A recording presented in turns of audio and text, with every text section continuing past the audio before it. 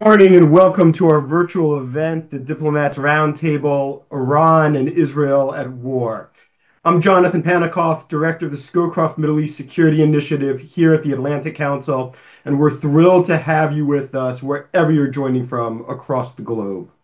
It's hard to believe that it hasn't even been 1 week since the war between Israel and Iran began.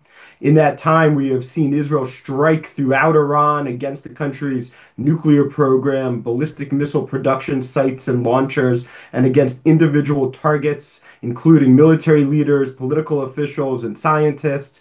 The Iranian media reports that there's been over 200 killed in the country. In turn, Iran has responded with missile barrages on Israeli cities and civilian populations, especially in the north and central of Israel.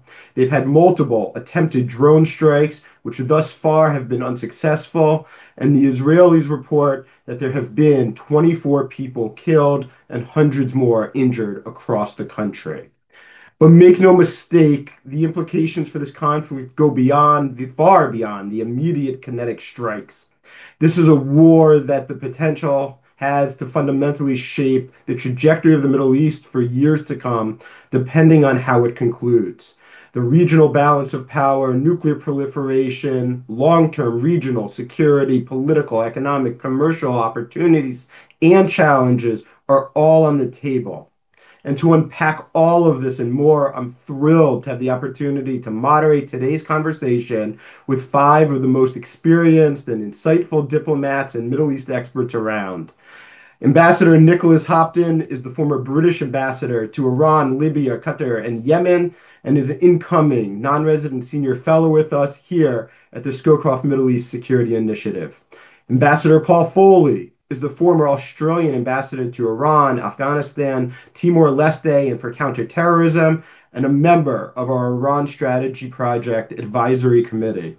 Ambassador Rob McCare is a former British ambassador to Iran as well as the former High Commissioner to Kenya, and he too is a member of our Iran Strategy Project Advisory Committee.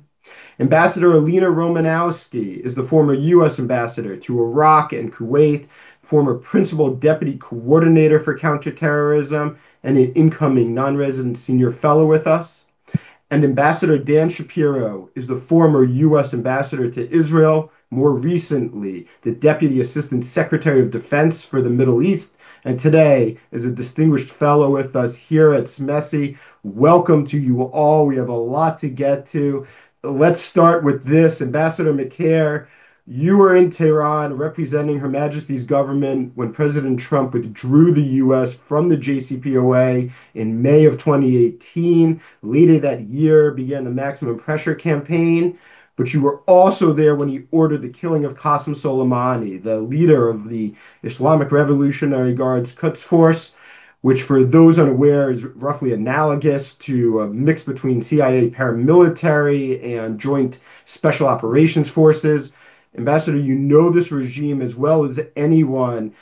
Yesterday, President Trump said Iran's unconditional surrender was required. This morning, the supreme leader responded on a series of Twitter tweets. He said that if the U.S. strikes, there will be irreparable damage. How are Iranian leaders likely thinking through and going to read not only the president's comments in private, but what does it mean in terms of the potential for diplomatic talks, which there's been some reporting Iran actually does want to resume? What does it mean from where we go from here? Thanks very much, Jonathan. You've obviously assembled a great collection of people here, and in Paul and Nick and myself, you've got a sequence of people who've been posted in Tehran. So I don't claim any monopoly of wisdom on this. But the question you ask about how Iran and the top leadership of Iran will be thinking about the situation is absolutely crucial at the moment. And one of the things that's worth thinking about is that the Iranian system studies American politics very, very closely, and obviously has an existential interest in doing so, particularly at times like this. But I can remember Abbas Araghchi, the current foreign minister, coming across in a presidential office one day and sitting next to me and saying, "Can you explain President Trump to me? He's saying one thing and his Secretary of State is saying something else, and which should we believe?" And but they do they do have a they do have a very, very close understanding of how American politics works. But I'm not sure that the same always applies in the other direction at the political level. And I think that how Iran will be responding to the threats and the deployment of military assets that they're seeing now from the US while under attack from Israel is, I think we should start from the starting point, the assumption that resistance will be the default setting for the regime. And this is not just an ideological commitment. It is a sort of core ideological function for the regime to be resisting the West. This is not a regime that has ever caved to pressure alone, and it sees it as part of its reason for being to resist that pressure. So the defiant rhetoric we saw from Khamenei in response to the president's comments, absolutely to be expected. And the regime in Tehran, it's not Hezbollah. I mean, they've taken a lot of senior people have been taken out, but this is a regime that has a lot of depth and a lot of structure to it, and has thought about this and prepared for this. So I think they will continue to be defiant, and I think that their options may be very limited. I know other people will come on and speak about this in a moment, but I think we should assume that defiance will be the setting that they come from, not least because if they look weak, that itself is a threat to regime survival, and everything is seen as a regime survival question. So I don't think that we should expect unconditional surrender in the terms that the president has demanded it. However, we all know that, again, this regime, when it actually comes down to it, they have shown they can be pretty flexible at times, and they can be pretty agile. So they may pivot. But this is going to come down, I think, to us understanding in both directions. It's not just whether we can all understand what's going on inside the minds of the top Iranian decision makers, it's whether they can interpret the signals they're getting from the US and whether what they see as a bluff and what they see as a real threat, and where they go. So that would be my take on that question, Jonathan. Ambassador, thank you. Let me turn to you, Ambassador Foley. You heard Ambassador Macaire talk about regime survival, and I don't think it's an exaggeration to say that Tehran is in its most challenging position now that it has been in years. Regime survival has always been the overriding priority. Assuming you agree with that, what are the actions that you're expecting the regime might be trying to take behind the scenes in order to ensure that they do survive this tumult and this period? Thanks, Jonathan. And I do agree with Rob that the regime is motivated by survival, and it's currently facing the greatest threat it's ever faced, and it will paint survival, if it does survive, as victory. The regime has a weak hand and few friends, but will likely try to outlast the attack, land a few punches of its own, uh, and seek to improve its position in any subsequent negotiations, as well as strengthening the regime's internal narrative of resistance in terms of not looking weak, as Rob mentioned. In terms of what they're actually doing to ensure the regime's survival, my guess would be that they'll be undertaking a number of actions. Firstly, they'll be seeking to husband and protect as much military and industrial strength as they can, including the nuclear infrastructure, trying to preserve it for the future. As I said, they'll want to get in some blows against Israel and anyone else that gets involved in order to try to bring the hostilities to a close. They'll be paying some attention, although it's not really clear to me how much in terms of messaging to the population, but also in terms of internal messaging to a regime audience to underline the imperative of resistance. I think they will certainly be alert to any signs of internal dissent. And there's been some coverage on arrests, what they amount to or not. It's not quite clear. And certainly I think they would love to be able to capture a pilot if they were able to do so. That would give them a very substantial card to play with Israel in terms of what they need to do. Thank you very much.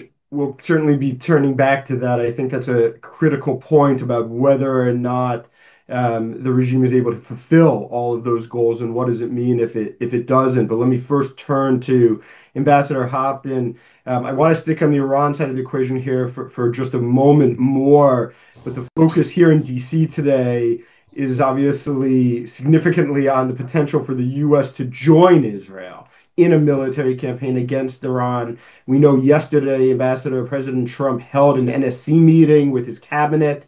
Rumors are flying about whether or not Washington will join the kinetic fight immediately, maybe in the future, maybe not at all. It's not clear how intense the involvement would be if Washington did join. You made an interesting assessment yesterday during an interview with Bloomberg Television, and for those in the audience who may not have seen it, let me just quote it. You said, if you saw the U.S. come in and there were attacks on Iran's nuclear facilities and doing the real damage that Israel is probably incapable of doing, at that point, the escalation would ramp up considerably. Ambassador, what is your view as to what that escalation would actually look like? What are Iran's retaliatory options? And perhaps most important, what would the Iranian decision-making process look like in deciding to respond and how far to go? Thank you, Jonathan. I think, as you said, there's a big focus on what decision President Trump will take in Washington and weighing all the options. And I think the same is probably going on in Tehran with the advisors around the supreme leader at the top of the regime, weighing the options, weighing what would be the best course of action to achieve the objectives that Rob talked about, resistance and resilience, and regime survival, which of course is the top priority. Now, those options include escalation. They also include, if the US were to come in and drop bunker-busting bombs with the Israelis and actually take out Fordo nuclear facility, which would start to make credible claims of ending Iran's nuclear capability, at least in the short term. If that were to happen, the Iranians will be weighing options. And one of those options might well be capitulation, given that the regime has clearly not got the military might to defeat or do much more against Israel and are gradually being degraded. It's asymmetric in quality and quantity against Israel. And with the Americans, it would be overwhelming militarily, at least in the air. So one option would be capitulation. And I think if President Trump were to send negotiators, as looks likely Steve Witkoff may be heading to have at least an indirect conversation with Abbas Araghchi, the foreign minister, in the coming days, then maybe capitulation, surrender, dressed up as a deal. It would have to be presented correctly, and it's unhelpful if the Israelis continue to talk about complete victory or surrender, because that would be very difficult for the Iranians to swallow. But if there was a deal, that's one option. On the other side, escalation, as you were asking, Jonathan, could involve, in the immediate term, closing the Straits of Hormuz. The Iranians have done that before. It would be very straightforward for them to disrupt shipping traffic through the Straits of Hormuz with an immediate impact on the markets globally, on the oil price, and on the regional dynamic as well, because, of course, the Gulf countries on the other side of the Gulf are dependent also on using that channel through the Straits of Hormuz for their energy exports. But there could be more escalatory and damaging options as well. Iran has not used all its cards. It still has proxies, albeit very weakened and decapitated in the case of Hezbollah and Hamas. The Houthi are still firing. They may well have other cards up their sleeves. So it's far from clear which option the Supreme Leader will take. Maybe he'll choose to go for capitulation dressed up as a deal in the hope of fighting another day, or maybe at this stage the calculation will be that it's best to escalate further and prolong the fighting as long as possible. Ambassador Romanowski, Ambassador Hopton just talked about Iran not having played all of its cards and some weakened proxies, but proxies that still exist. Obviously, some of those proxies are in Iraq. You left Iraq not long ago as the U.S. ambassador. You served there, you served in the Gulf. What's your sense about how Iraq and Gulf allies are handling this moment? Is the private messaging the same as the public messaging in your estimation? And what is their ultimate preference, their ultimate goal? Is it unified across Gulf allies? And what could the proxy attacks look like, especially in a place like Iraq, if there was that sort of escalation that Ambassador Hopton was talking about? Well, thanks, Jonathan. Let me talk a little bit in a broad sense at first, especially focused on, our Gulf states, obviously the ones most regionally close to the conflict. Ultimately, I think the Gulf states really want this to be over, or at least turn down to a really low boil. At all costs, they want to avoid a spillover of attacks on their soil, specifically attacks that are ultimately going to challenge U.S. presence. So they don't want to see this escalating to a point where the Iranians may have to respond to attacks on U.S. facilities in any of our presence in the Gulf, our personnel, our forces. That's just something they don't want to even have to deal with.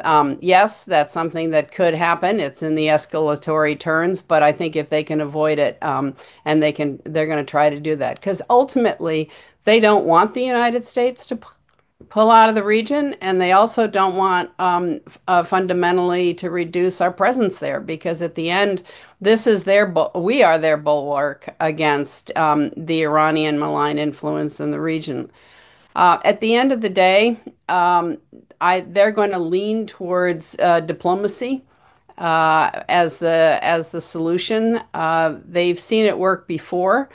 So I think publicly they're going to, yes, there will be differences, of course, based on their relationships with Iran, their interests, their ability to communicate clearly with the Iranian regime. But at the end of the day, they know that the United States is pretty much the only country that can bring an end to this, or a ceasefire, or an end to the cycle here.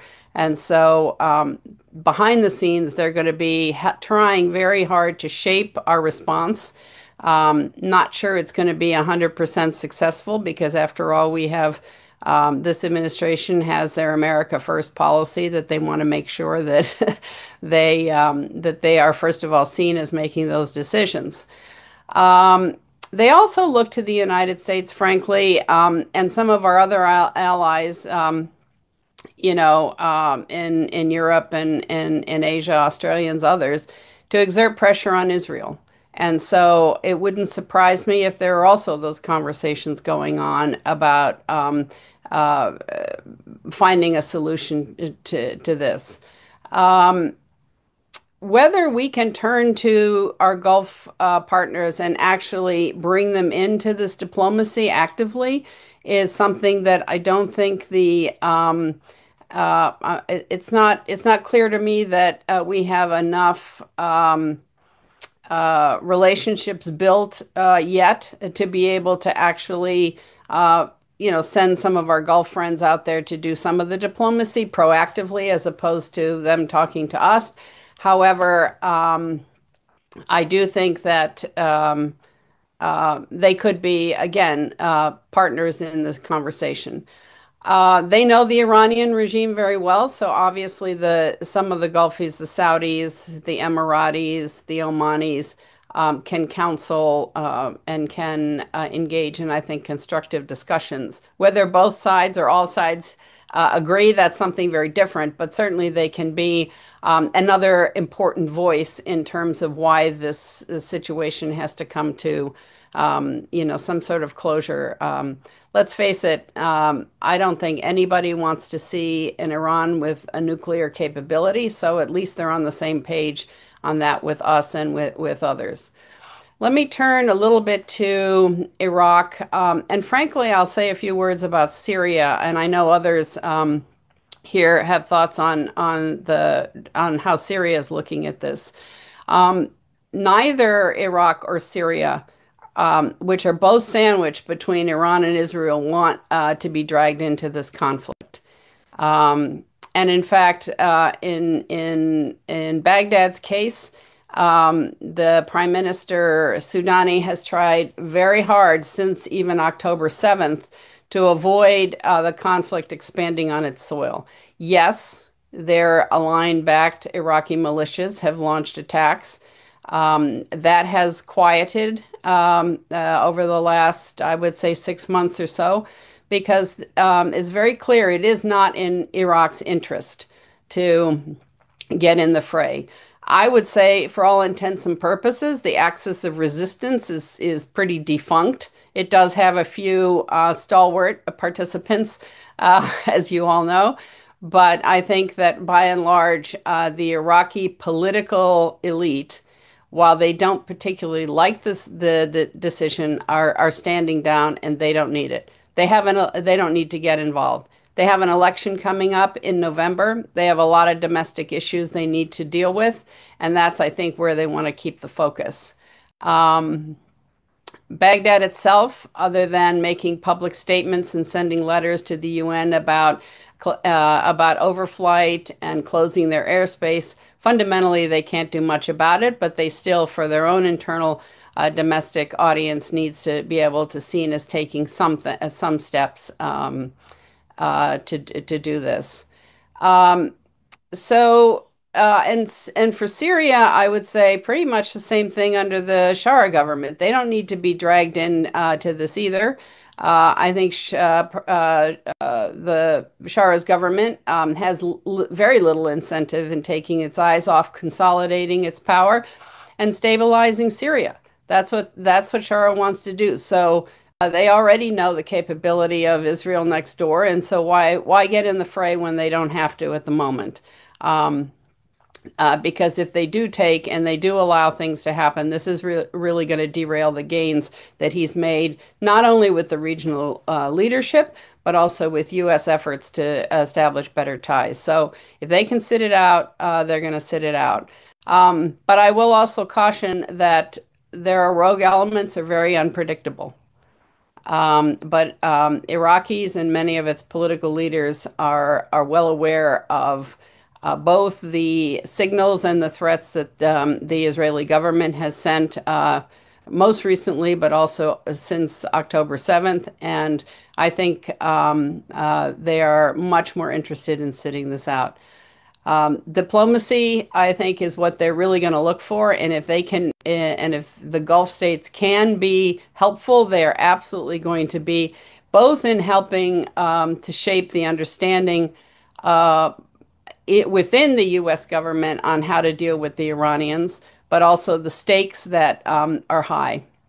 And probably the highest stake, the way I see it, is if we are attacked, there is no doubt that this administration, as previous administrations, will respond. And the ultimate concern would be, of course, that we have to change our posture and leave the region, which leaves everyone in a very difficult state. I'll stop there, and I'm sure we'll get questions later. Thanks. Thank you very much. And before I turn to Ambassador Shapiro, just a reminder for those of you watching with us online, if you do have a question later on, please do send it to @askac.org. We'll be taking questions from our audience across the globe and look forward to that a little later in the program. Ambassador Shapiro, we've been talking a little bit about Iranian thinking about some of the possible diplomacy. Let's turn to kind of the core issue of where we are today, though. Obviously, the question on whether or not Fordo is going to be attacked, whether or not the Israelis can do it ingeniously and creatively, somehow on their own, whether the U.S. might be pulled in. A few days ago, I know it feels like a year ago, but on Saturday, you were on PBS News Weekend, and I want to highlight something you said for those who may not have seen it. You said, I don't think regime change is a realistic goal, and probably not even a legitimate goal to try to pursue through military means, whether by Israel or the United States or others. Israel, as we were just noting, is quite clear. Its primary goal is to destroy, or at minimum, very significantly set back Iran's nuclear program, as well as its ballistic missile capability. But with that said, when we think about what comes next and the potential for military action, the potential for U.S. involvement, there's been lots of discussion here in D.C. the last day or two, especially about what the U.S. terms kind of mission creep.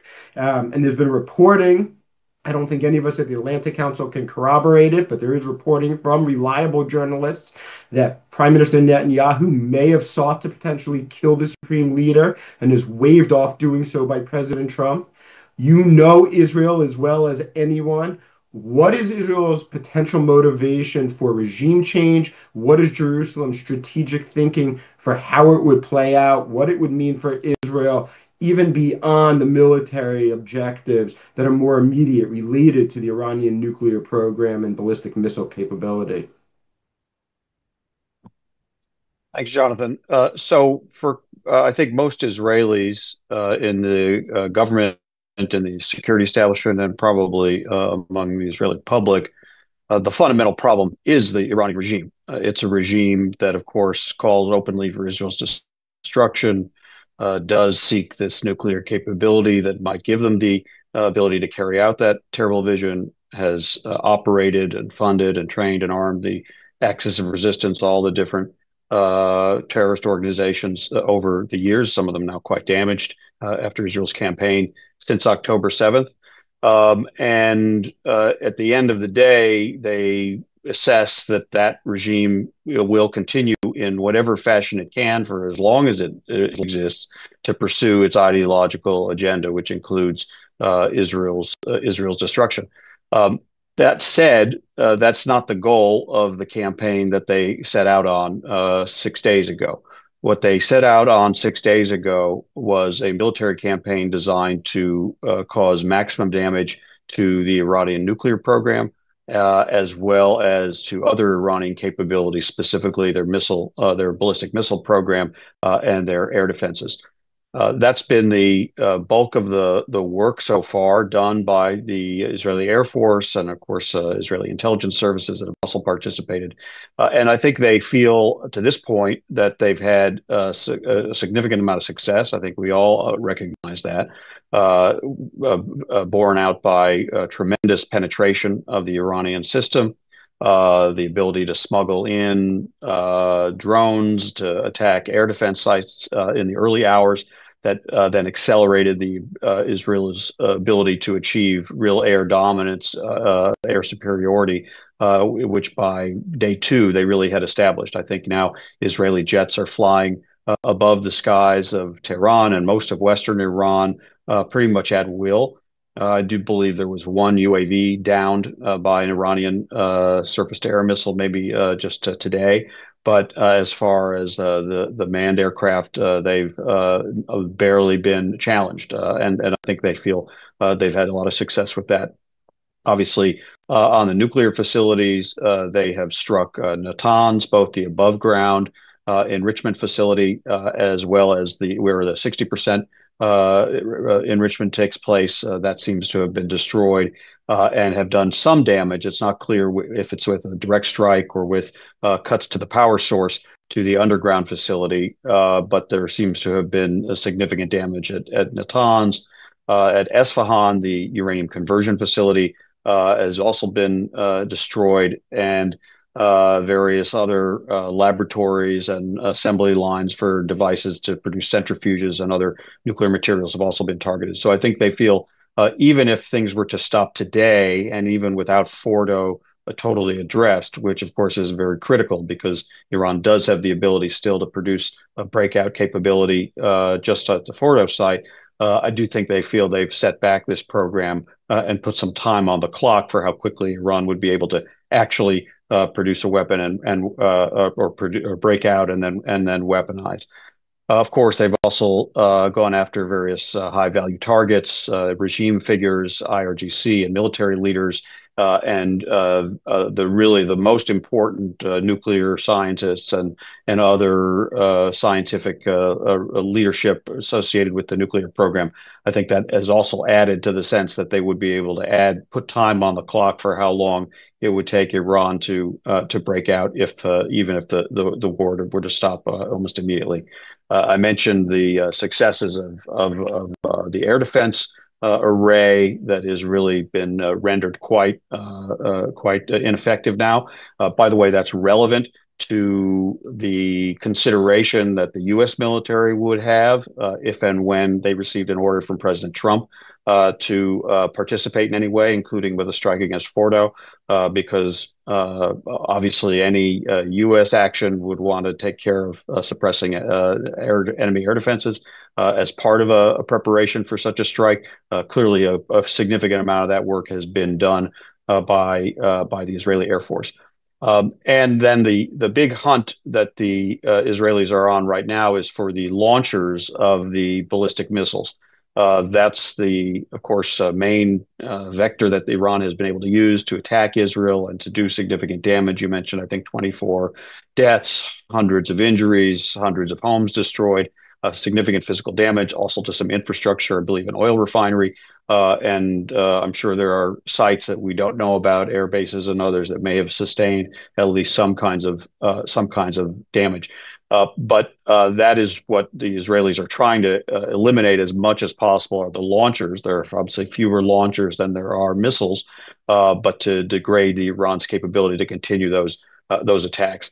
At the same time, they are also working on striking the missile production lines for both the medium-range ballistic missiles, the ones that reach Israel, as well as the shorter-range ballistic missiles. These are those that could be used against targets in the Gulf, whether U.S. bases or whether infrastructure or oil facilities in the Gulf, and air defense assets if the Iranians try to regenerate that.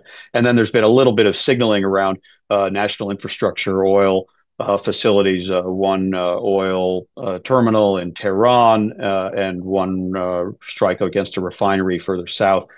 These are signs that the Israelis want the Iranians to be thinking about how much more damage could be done to the Iranian economy if this escalates and they feel they need to go that route.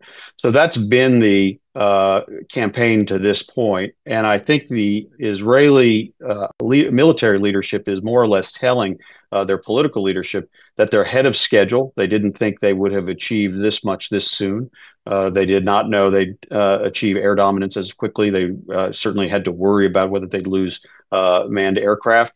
And that they have maybe several more days worth of strikes that they would need to conduct to hit all the targets that they had previously selected for this phase. And that does not include a regime change through military means strategy. Now, this question of whether or not Prime Minister Netanyahu sought a green light from President Trump to take out the supreme leader is, of course, relevant to this question. It doesn't seem to be part of the current Israeli plan.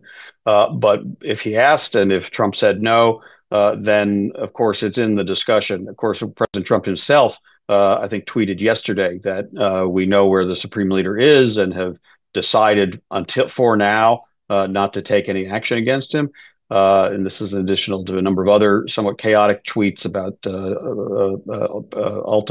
complete surrender, unconditional surrender, and several others. So it's a little hard to know where the president's thinking is on this. But I think, as I said on the PBS NewsHour that you mentioned, it really is not. I think a possible strategy, and I don't think it's a legitimate strategy, to try to execute a regime change through an aerial campaign. And I don't see any appetite in either Israel or in the United States to conduct a regime change of the style that the United States conducted in Iraq and Afghanistan 20 plus years ago. So I don't think that's on the table. Now, it's certainly possible. And I think maybe one could say one might hope for it. And our colleagues on the webinar who know the Iranian system and society much better than I would be interesting to hear their views that at some point, if the regime appears weak, whether through the blows to these institutions kinetically, whether through the assassinations, or potentially through a negotiation. If Trump offers to return to negotiations, but he demands a full capitulation on dismantling the nuclear program, maybe that form of weakness. If any of that produces an uprising or a motivation for the many Iranian civilians who we know to test this regime and have protested previously or have been brutalized by it or resent the way it has squandered resources, not to benefit the Iranian people, but to pursue these ideological missions and terrorist campaigns overseas. That feels like it should be ripe, given how brittle a regime like this authoritarian Iranian regime might resemble previous brittle authoritarian regimes that have crumbled when under pressure. But I don't know that anybody who is an expert on this has identified regime fissures yet, has identified who might the leaders of an alternative movement be. I'm sure most Iranians at the moment, particularly in the Tehran area, are focused on personal safety, some trying to evacuate, again, based on another chaotic Trump tweet calling for the full evacuation of Tehran. So there are a lot of questions about what might trigger that event and whether that's even possible. But I think the more limited and more focused discussion at the moment within the Israeli system and between Israel and the United States is about continuing to fulfill the Israeli campaign's goals on the targets I mentioned, and then the ultimate question of Fordo and whether the United States, with its unique capabilities, would come in to do what Israel cannot do through aerial bombing. You mentioned the possibility that Israel has, through some other creative or ingenious solution, the ability to do significant damage at Fordo, and I would not rule it out. We've seen their success with the pager and walkie-talkie attacks against Hezbollah last year. We saw their commando raid against the Masyaf weapons production facility in Syria. We saw them smuggle the drones in to Iran early in this campaign. So we know Israel has tricks up its sleeve. We don't know for sure what they might be able to achieve at Fordo. But I think, of course, they would prefer to see President Trump take that decision and take that action on behalf of the United States.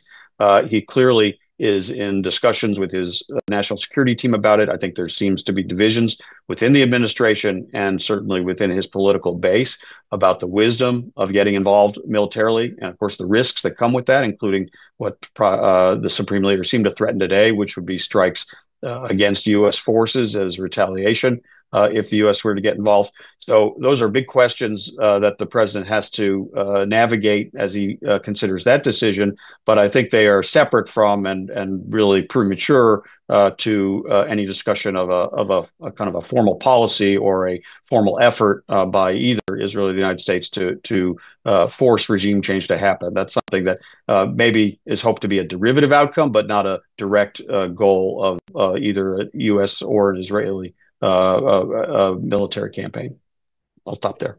Okay, Ambassador, thanks. So a lot to unpack from all five of you, and I want to start with this. We'll come back to regime change in a second and where the Iranian population is, because I think that's important. But before we do that, Ambassador Foley, when he was giving his initial remarks, talked about how the regime would view the fact of its survival, as well as the potential of some of the sites like Fordo actually not being struck or a nuclear program remain in some form or not. So I want to ask this. Ambassador Shapiro, just quickly, then I want to get the Iranian side of this from Ambassador Foley. If Fordo remains, in other words, if Fordo ends up not being significantly damaged, can Israel or should Israel walk away viewing this operation and viewing this war as a success? Or will it be fundamentally a failure, that it didn't achieve its actual objectives to really destroy the Iranian nuclear program? Maybe set it back, but not actually to destroy it. I think if Fordo is untouched, the campaign has not achieved Israel's objective. They want the end state to be, as the prime minister kind of described before this all began, the Libya model. I think that's how he applied to the negotiations that preceded the campaign. What he's looking for, a full dismantlement. Of course, President Trump had set as the standard in the negotiations themselves a zero enrichment outcome. After some wobbling around whether that was the U.S. position, but it seemed to be where it was. And so I think if Iran retains the enrichment capability at Fordo, which includes to 60% and could be to weapons grade at a time of their choosing, they really still retain that breakout capability on a very short duration, or days to weeks. They could produce the weapons grade uranium for multiple bombs. Now, that's still separate from the weaponization process, and it's almost certain that the other damage Israel has done to other parts of the program has put time on the clock to actually marry up weapons grade uranium with a weapon assembled and deliverable. So it is probably true that even if things stop today with Fordo relatively untouched, there have been gains, and there has been time added to the clock to actually worry about Iran having a deployable nuclear weapon. But I don't think Fordo untouched is sort of an outcome that meets the Israeli objective of really preventing Iran from having that breakout capability. And it doesn't meet the objective President Trump had set out in the negotiations. So that's a big dilemma for both Netanyahu and Trump. Is there an end state to this conflict that leaves Fordo still operational? And for both of them, I think it would fall short of what they wanted to achieve. Ambassador Foley, let me ask you the flip side of that. For the Iranians, if Fordo remains either relatively untouched or just minimally damaged, is it a success for the Iranian regime? And so then if Fordo is destroyed, either by Israel, is this a complete disaster for the Iranian regime? Is there credibility, given that they spent so much time talking about the nuclear program as a matter of integrity and a matter of principle in Tehran and for the Iranian people? Does it undermine the regime itself? If Fordo is destroyed, it would certainly be seen as a defeat for the regime, with most of the nuclear infrastructure apparently damaged. Although the regime wouldn't admit that, they would put the best face on it possible, paint resistance as a victory. Whether Fordo survives or Fordo doesn't survive, I think I would judge that their strategy would be something like to seek to end the hostilities as quickly as possible, reinstitute some sort of diplomatic process on the nuclear issue again, and under the cover of that process, seek to get things back as much to the status quo ante as is possible. Now, all of this would be, under a flurry of words and propaganda. Now, Jonathan, you said you cover regime change later, but certainly, severe damage to Fordo and the other facilities, I think, would call into question, in a way that hasn't been called into question to date, the solidity of the security forces and the revolutionary guard. So, whatever the outcome, they'll put the best face on it. But if Fordo was destroyed, they'd be slapping a lot of lipstick on a pig. Ambassador, perfect transition for us for where I wanted to take us next. Ambassador McCare, you heard what Ambassador Shapiro, his views kind of from both the U.S. perspective, the Israeli perspective, in terms of what it may mean for regime change. Lipstick on the pig, I think, best comment so far, clearly, and that'll be the highlight to clip for us here from Ambassador Foley. What is the potential for the street of what that looks like right now in Iran in terms of regime change? Is this actually something that, even if not intended, is possible if the Israelis or the US continue strikes and it continues to diminish the regime's standing, continues to diminish their actual physical capabilities, security capabilities, defense capabilities?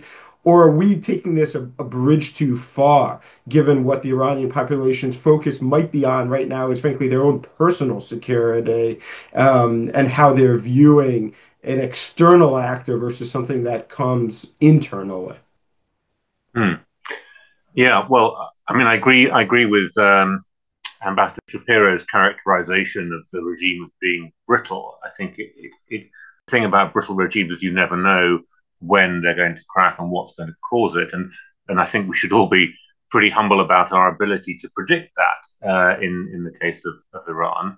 But having said that, I mean, it's pretty clear that it might not be a stated objective of the Israeli actions, but it's clearly a very much desired outcome of the actions they're taking. And I think there's a lot of wishful thinking in it. And I think we'd all be delighted to wake up tomorrow and find that the regime is gone. But the truth is that, for what we're hearing out of Iran is that the early strikes and taking out IRGC generals and some of the nuclear facilities may have gone down pretty well with a lot of the people of Iran, who really, obviously, the majority of them have absolute contempt for their regime. This is now its attack on the country. Once you start attacking oil facilities and oil depots and state institutions like the broadcaster, even if people don't like the state broadcaster, I think it feels like they're just under attack. I don't think that's in any way prompting more likelihood of people rising up and overthrowing the regime. And I don't think people rising up and overthrowing the regime is a very realistic prospect anyway. And, as I say, we can always be wrong about these things, but that people have been very courageous in coming out on the streets protesting about particular issues. People desperately want change, and they don't like the regime at all. But the idea of a revolutionary change that brings chaos is something that is at the top of a lot of Iranians' minds. If you talk to ordinary Iranians of all walks of life, they're very conscious that they've seen what's happened with civil wars after revolutions in Syria and Iraq and in Libya, and they've had their own revolution, which didn't work out too well for them. I just think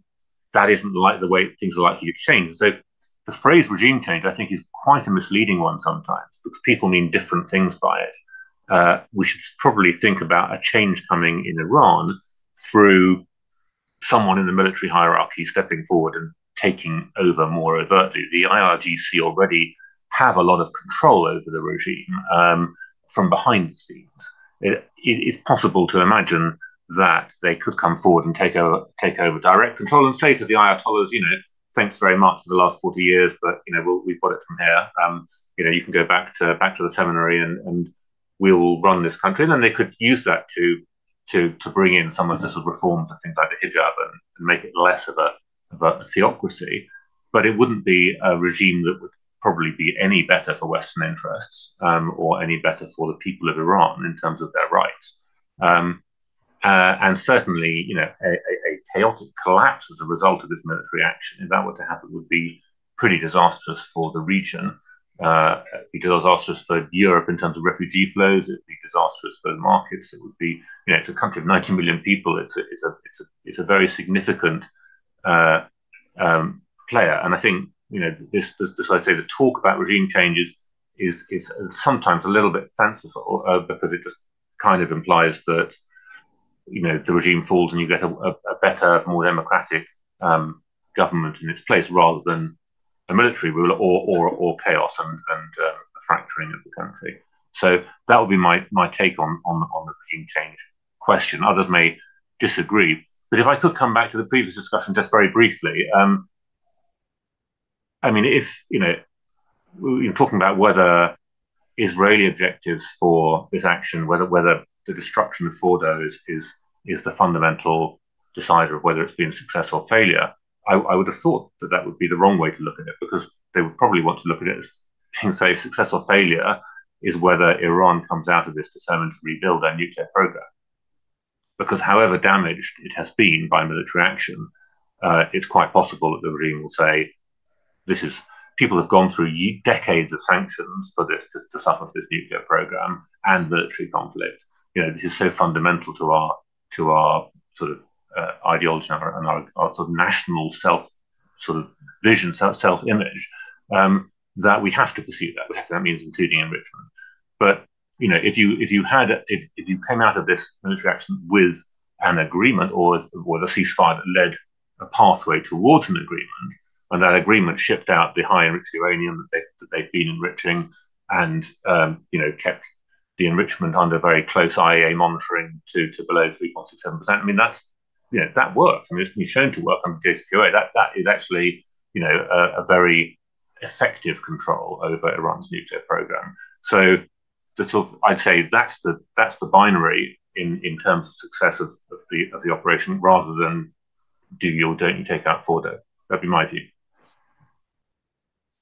Ambassador, thank you. I think that's actually a perfect transition to where I want to take this next, as it continues on that same path. Ambassador Hopton, what is at the end to this Iran's response? Let's bound this a little bit. As a former career Intel guy, I'm always big on scenarios, so let me just give you one instead of four of them.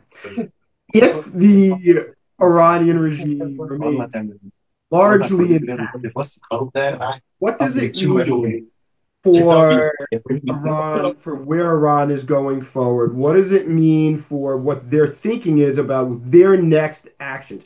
Do they try to rebuild their nuclear program? Do they try to rebuild their proxy network? Ambassador Romanowski said, I thought very thoughtfully earlier, that we've largely seen the proxy network largely mitigated. What happens next in Iran's view of where we should go? Well, first of all, let me just start by saying I agree with Rob's cautionary note about talking about regime change. I think we've got to be very careful what we wish for, and the potential for a harder line military regime replacing the theocratic leadership of the present is certainly one possible scenario. So I think the Israeli government, but also others in the West, should be careful about how they talk about regime change, given our experience in the last quarter of a century.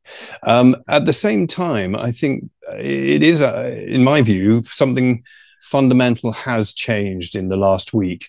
In terms of what the Islamic regime will be in the future. And obviously that can range right across the spectrum in terms of complete disappearance and replacement by something else. We've seen Reza Pahlavi stepping up again publicly, saying he's ready to come and lead a transitional government.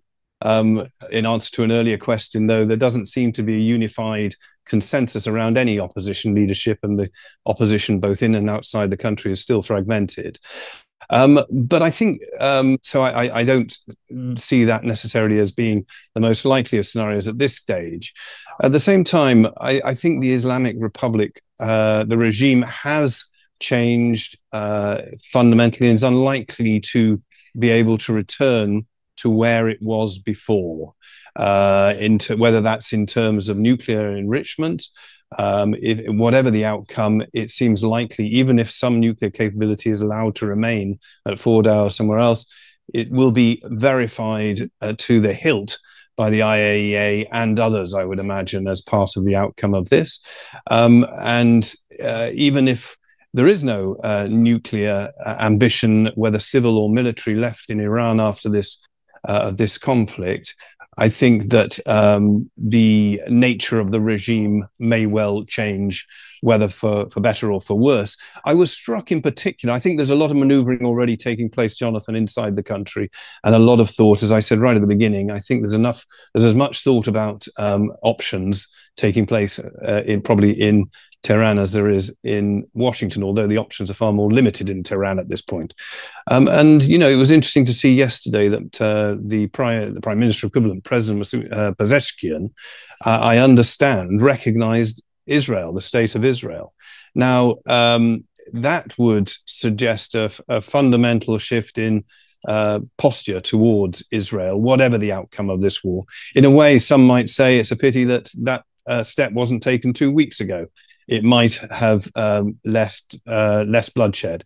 But I think it's just indicative that there are moderates, not necessarily reformers, but moderates within the regime. And I would imagine there are a number of them inside the government of Pezeshkian, including perhaps the foreign minister, who will be looking for creative ways of adapting the regime so that it survives, so that it can have a future with or without a nuclear capability. I'd like to take a second. We've got a number of questions flowing in. I'm going to get to them shortly. And if you haven't submitted one yet, but you'd like to, at askac.org, you can do so, and we'll be turning to them in just a few minutes.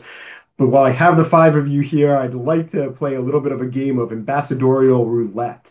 For our British and American friends, I'd like you to pretend, if you could, our British and Australian friends, I'd like you to pretend you are Americans for the moment.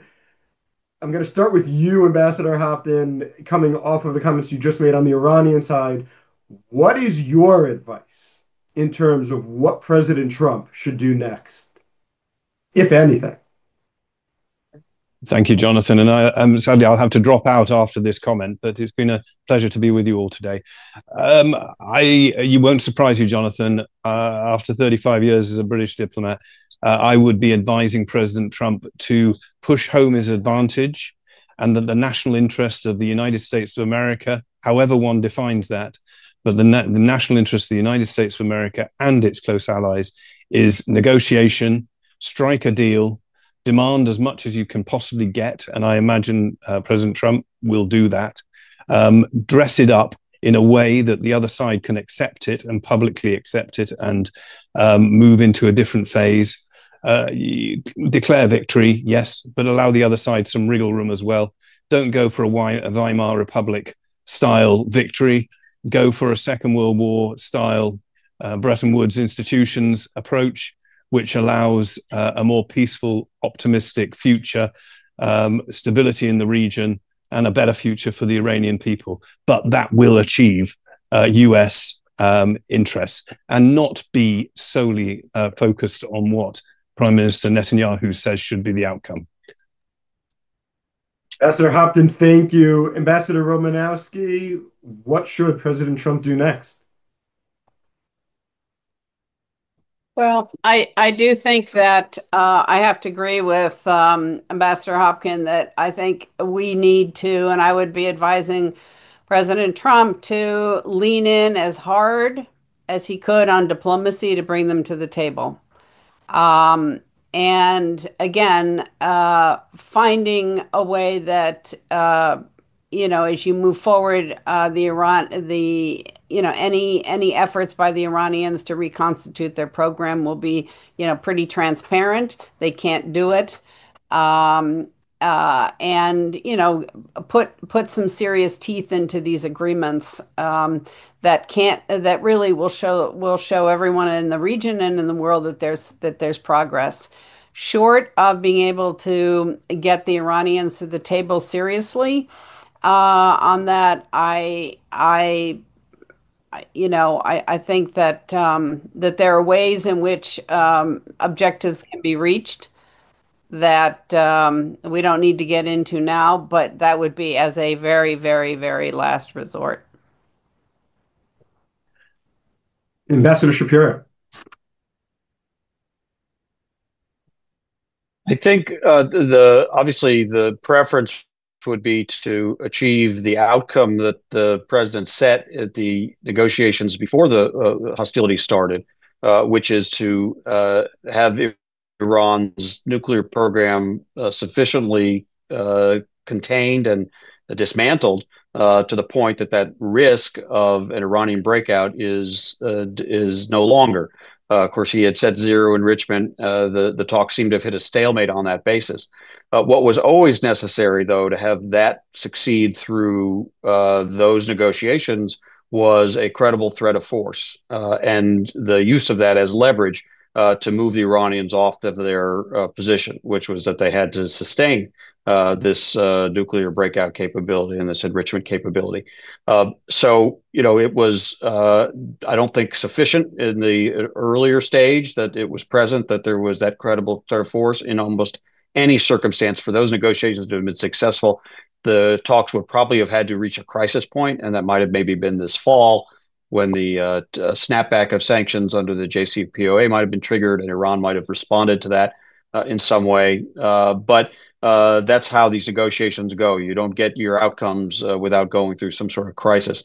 We're now in a crisis in a different way because of the commencement of the hostilities. If President Trump wants to draw the Iranians back to the negotiating table, I think that's very advisable, and I would certainly support that. But I think he should use the leverage of the possibility of U.S. military involvement, including particularly to address the Fordo facility, as part of that discussion or part of the motivation to try to bring the Iranians back to the table more flexible than they were in the first phase. Now, of course, a credible military threat is only credible if you're prepared to use it. So there has to be serious consideration about what would be the moment or what would be the trigger or the decision point on which to make that actual decision. But knowing that it's possible, knowing that the forces are available, in fact, I think he has done that. I think he has arrayed the forces that he would need to carry out that strike. There's a second aircraft carrier on its way to the region. There are additional tankers and fighters already in position. Of course, the actual munition and platform that would carry out the strike doesn't need to be deployed ahead of time, but all the rest of the array is in place. So I think he actually has created that option for himself.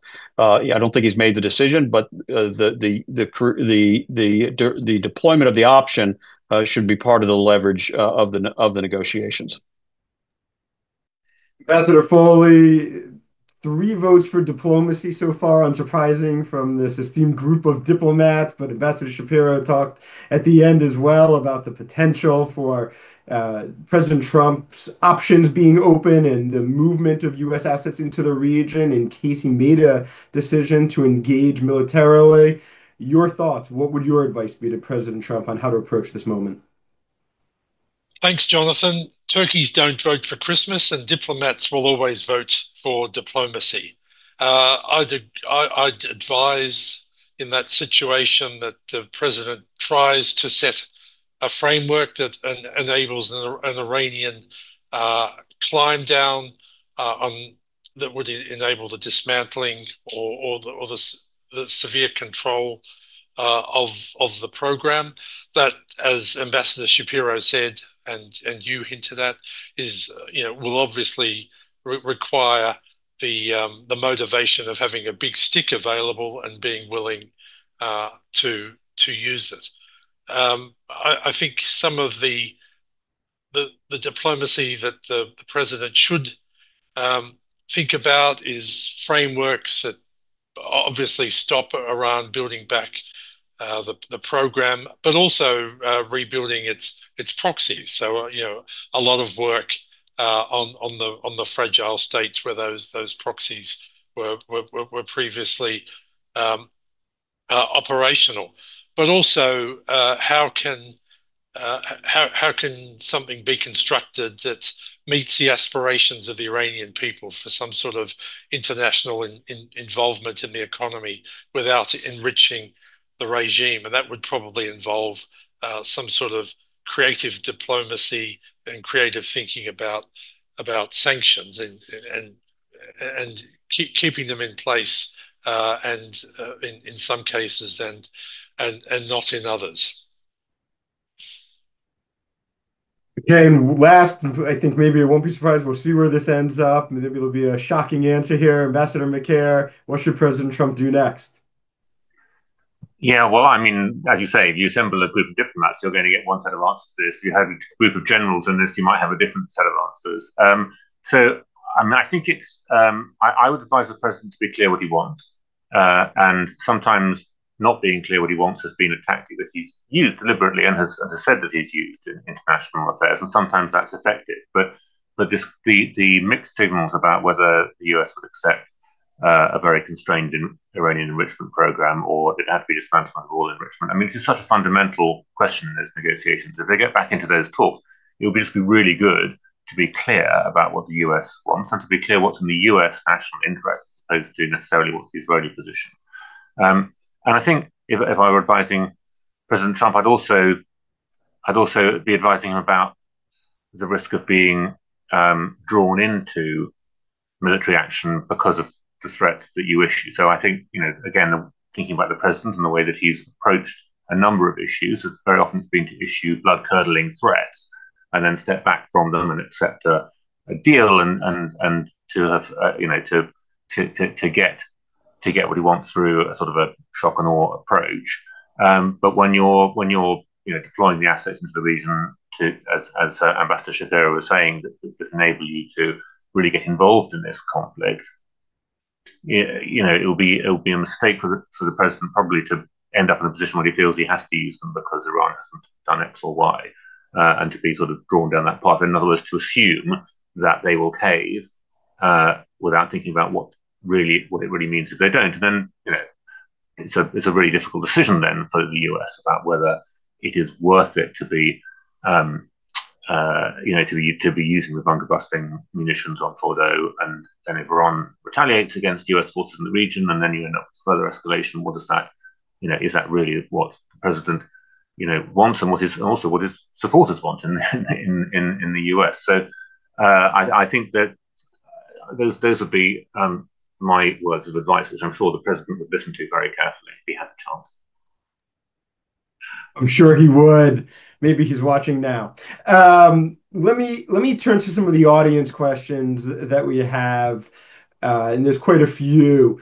So apologies if you're out there. If you've asked a question, we don't get to it. My apologies. Thank you all for submitting them. The first one is from Angus Belair. He asks, there will be long-term repercussions for Israel, whatever the outcome in Iran. What would the diplomats think would be some of the repercussions for its neighbors in the GCC especially? Ambassador Romanowski, maybe I'll start with you. Well, obviously the answer ends up very much with how this all concludes. But it is, the long-term implications, I think, are essentially to get back to stability across the region. I think the issue, and Ambassador Shapiro may differ with me on that, but I think that's also what the Israelis would like to see. They over the last, since basically October 7th, they've been the impact has been to really try to change the environment in the region so that Israel and the region can get back to some kind of a mutual state of sort of what's in each other's benefits if they conduct relations. It's going to take a long time to repair that. But what is a little bit surprising is in all of this recent conflict, you don't see the Gulf, the citizens of the region really taking to the streets as they have in the past. And I think that everyone is worn out by that, and they would much rather see a solution to this. There will be long-term implications, but the region is complicated, and it will come back. It'll sort of bring itself back to some kind of equilibrium. This time it may take longer, but I think it over the longer term it will. Ambassador Shapiro, your name was invoked. Let me turn to you. Thoughts of the region, but also let's take the Israel angle if you could. What will this mean for Israel long term and its own perceptions of its security? Well, I think there's just a fundamental shift in Israeli thinking, and it's not just the government; it's also the military, and it's also the society post October 7th. And that is that threats that previously Israel might have felt they were aware of and could manage and could suppress and maybe mow the lawn, as it's sometimes described, simply cannot be allowed to fester, especially if they pose particularly any kind of existential threat, but even maybe slightly below that. That the mistake or the error of the lack of attention and the lack of vigilance for what Hamas prepared on October 7th is something that simply can't be allowed to be repeated. So, of course, during the course of the war, they eventually took to Lebanon and really did tremendous damage to Hezbollah, discovering in the process, by the way, that Hezbollah had planned something that would have made October 7th look like the warm-up act along the northern border of Israel, not to mention the tens of thousands, well over 100,000 rockets and missiles that Hezbollah had planned. They decimated that to the point where Hezbollah, always considered to be the second strike capability for Iran, has decided to sit this out, at least until now. They don't have the capability, or they don't want to, or there's enough pressure from the Lebanese government to get involved. But that's the logic governing this decision by Israel to go into this mission against Iran, that Iran had simply gotten too close to that capability where they could actually fulfill their threats of trying to destroy Israel. I think it's documented that they, as we've discussed earlier, have essentially a breakout capability on enrichment. That's been true for some time, and they're days away from that. There is some perhaps a slight dispute or different interpretation of various intelligence about how much progress they were making on weaponization. But there's no question that they were shrinking that timeline as well, and that that's the direction of travel. And that rather than wait until the last possible minute and perhaps miss the moment, and then the threat materializes, the Israeli thinking, and again, I think this is why there's so much broad support for this action in Israeli society, including from big, longtime opposition figures and critics of the prime minister on other things, that this simply was too dangerous to be allowed. And so that's why that question of whether Fordo remains operational and they retain that enrichment breakout capability is so critical. And it's why I think, and I did add my voice to the use of diplomacy, but it's got to be diplomacy backed by the threat of force. And ultimately, I think that question that we landed on earlier was, if Fordo remains operational, the campaign really has not achieved its objectives. So I think that weighs heavily on not just Israeli decisions, but also on President Trump's decision, whether we'll end up in a situation where, despite the very impressive gains and successes Israel's had in the week or so that they've been operational, they might be called to end the campaign, and if the U.S. hasn't intervened, with Iran still maintaining that threat that again is sort of deemed unacceptable from the Israeli perspective. Ambassador McCare, Ambassador Foley, let me turn to a couple of questions back to regime change. It seems to have sparked quite a few questions from our audience, and I'm going to combine a couple of these. One of them talked about the fact, look, Iran is the 17th largest country globally. It's got multiple ethnic groups, multiple folks with there's hugely different religious affiliations throughout the country.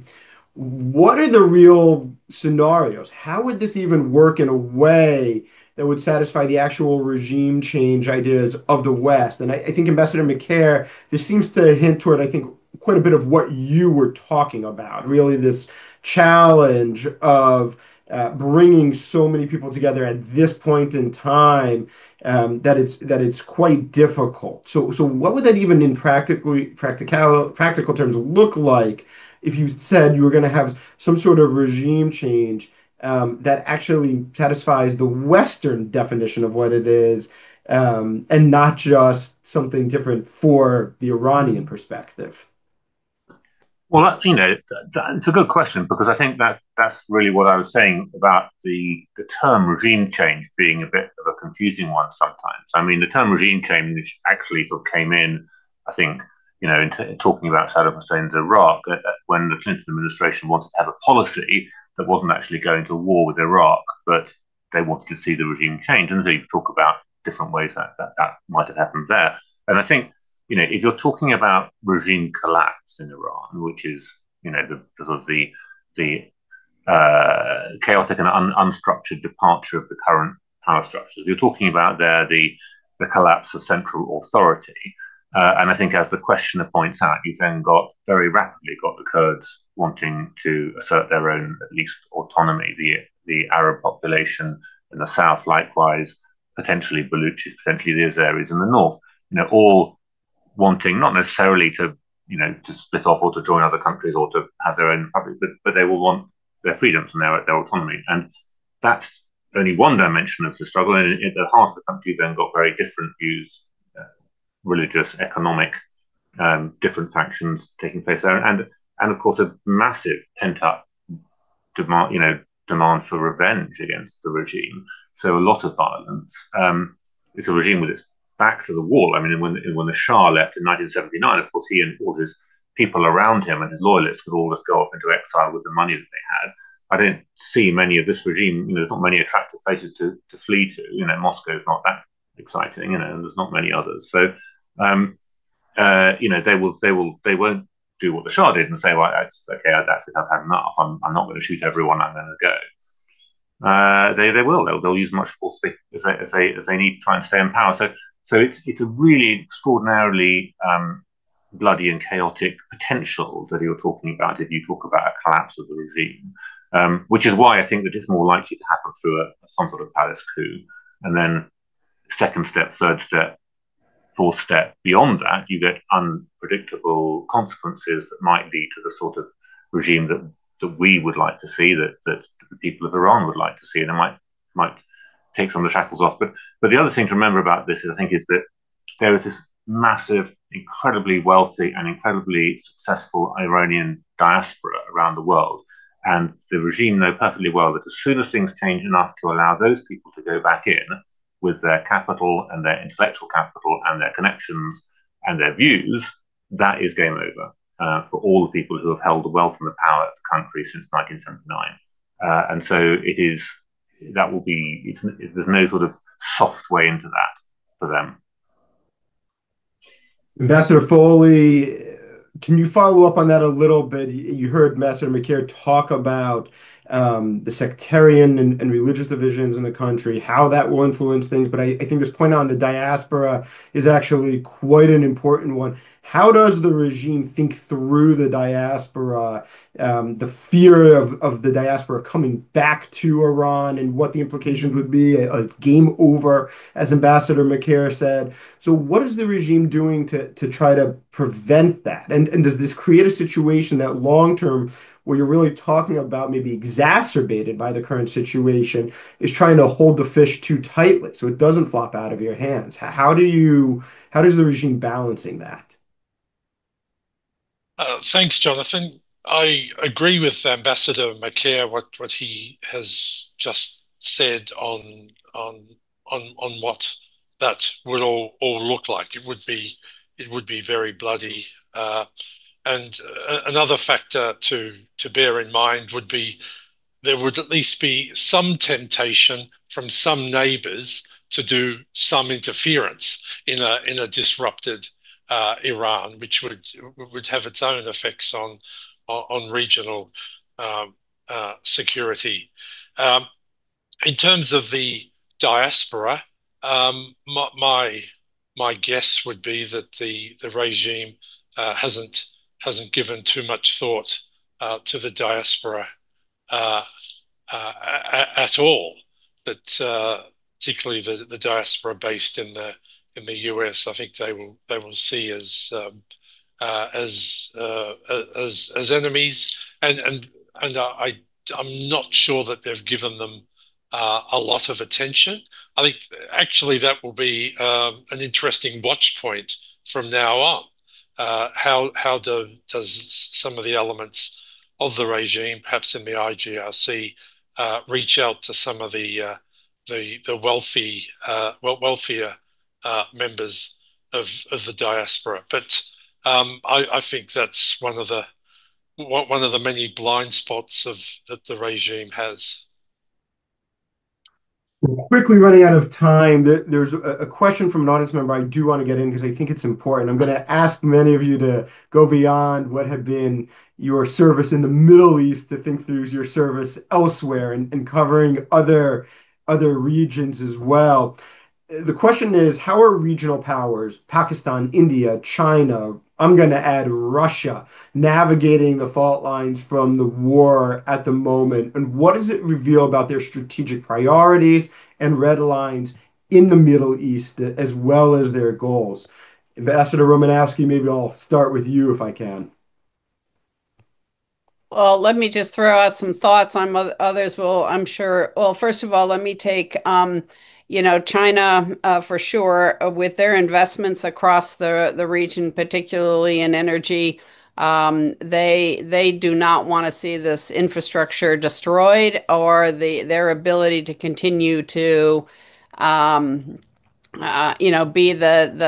have the Middle East their predominant resource of energy. So I think and China, when they look at the region, they want to be able to maintain their relationship. Again, this is one that they see probably much more at this point now a confrontation between the United States and Iran, which they want to stay out of if they can. If a lot of this starts to move into the UN and other international fora, then that they will have to take a position more strongly. But obviously, they just want this over like everybody else does, frankly. On Russia. I'm no Russia expert, but I can't think that the Russians see this again, perhaps as an opportunity for the United States to get embroiled again in a situation that will brings us again, weakens us, and I think from their perspective, from Putin's perspective, that's just fine with him. But let me turn to Pakistan and India just very briefly. Having worked on their relationship and specifically their programs in my past, this is one where they don't want to find themselves anywhere near the same situation. They're going to be watching very carefully how the United States and particularly this administration handles the situation. And I'll let others comment. Thanks. Ambassador Foley, you served in the region as Australian ambassador to Afghanistan. Let me turn to you. Obviously, bring it wherever you want within the global context, but that seems an important place to start some potentially important lessons when you think about Southeast Asia and the implications in China. Thanks, Jonathan. In terms of Afghanistan, to the extent that the Taliban regime thinks clearly about anything, it would see Iran as a safety valve that takes its people and that enables them to get jobs, to get money, and to go further into Turkey or Europe if required. The Iranian regime has been cracking down on that, returning Afghans recently, as has Pakistan. So I would expect that Afghanistan would hope whatever the outcome that Iran can continue to be the safety valve that it has been for Afghanistan over the years. Pakistan, less. I have less thoughts there, but I think they'll be very cautious, perhaps pleased that what they might see as Iranian interference or dabbling in Baluchistan might be wound back a little. Nothing particular to say on China or Russia. I think Southeast Asia will just hope that the region doesn't blow up and affect energy flows and affect economic growth. But the country that no one's talked about so far, which is the country that perhaps has shown some willingness over the years to be interested in some aspects of its neighbours is, of course, Turkey, and I think that will be a close watching. So wonderful point. We're running a little bit out of time quickly, but I do want to make sure Ambassador McCare and Ambassador Shapiro have a chance to answer this critical question as well. Ambassador McCare, your thoughts on the global diaspora? So very briefly, I mean, obviously there's been quite a lot of condemnation of the Israeli attacks, but it's been pretty ritualistic from a lot of what you would call middle powers or the old non-aligned. No one really wants to be seen to be the friends of Iran, apart from Russia. I mean, China does, and China obviously wants to keep its relationships on both sides of the Gulf, but they really suck with a long spoon when they're dealing with Iran. Russia is in a different position, and I think Russia's position on this is very interesting because, of course, they do, they can see the potential for the US getting sucked into another mess in the Middle East, and that would be, Putin would be rubbing his hands at that. But they're also looking at the massive degradation of another of their allies. Syria has gone, and if Iran is seriously weakened by this, that's not great for Russia.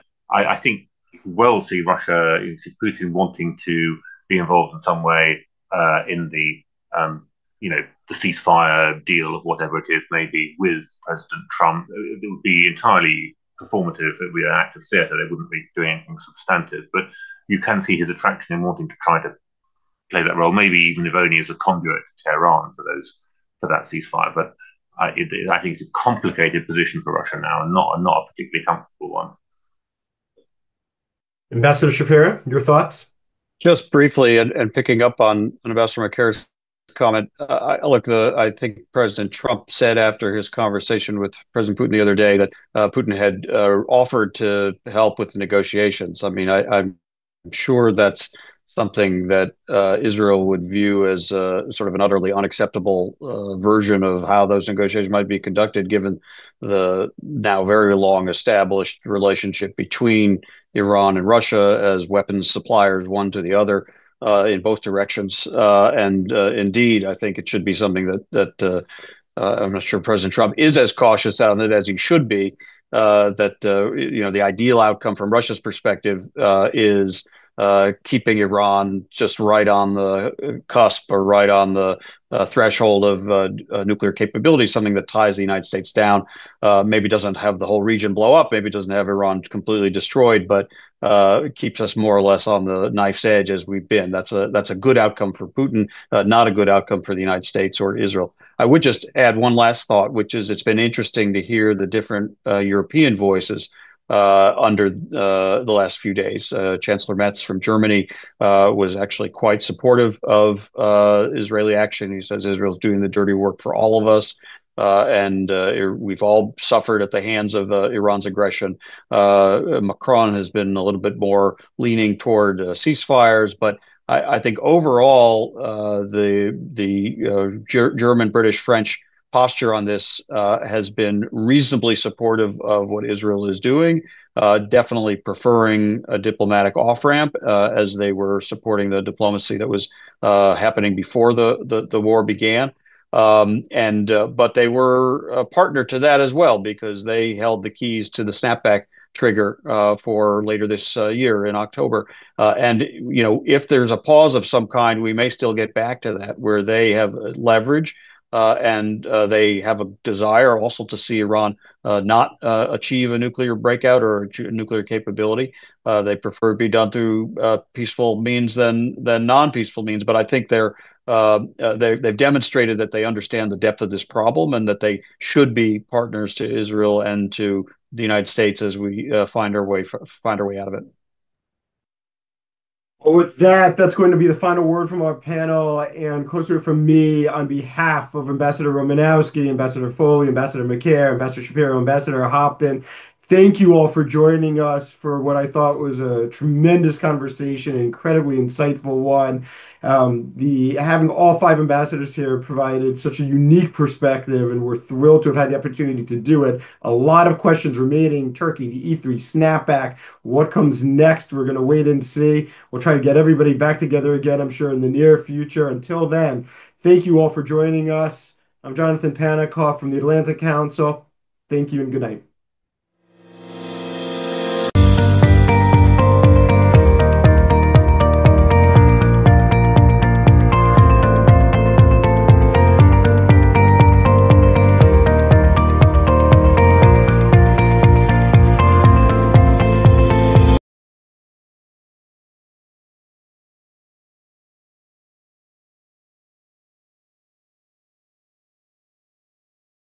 Elon Musk is sorry.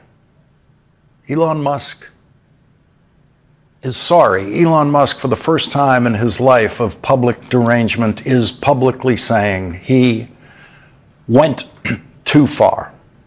We've been reporting to you for months now that Elon Musk went too far, and the very first thing he did in government, which was to take food away from starving babies, from starving families in the middle of a famine in Sudan, and to take food away from starving people around the world who could always count on getting some food, and in many cases, enough food, in most cases actually, enough food to survive, and getting that food from us, from the United States of America, from the United States Agency for International Development, and we were always proud to deliver that food. Starving people usually didn't know where the food was coming from, but we did.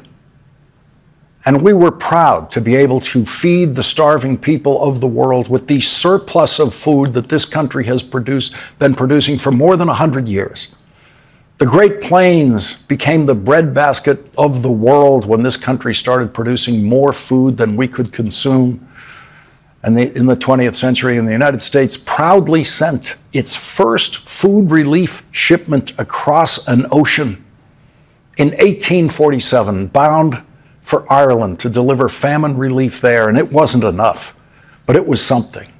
Millions of Irish children and adults still starved to death, but the United States tried. The United States tried to help and did help. We sent food. We allowed Irish immigrants to come to this country where they could find work and food and never risk starvation again. And Elon Musk knew none of that history. Elon Musk never asked how many starving children were waiting for that food when he personally ordered a complete shutdown of the delivery of that food, which is now rotting in warehouses around the world. Elon Musk wanted the food to rot instead of delivering it to starving children and starving people. Elon Musk went way too far in shutting down the delivery of food to the starving around the world, the delivery of medicine, life-saving medicine to AIDS patients in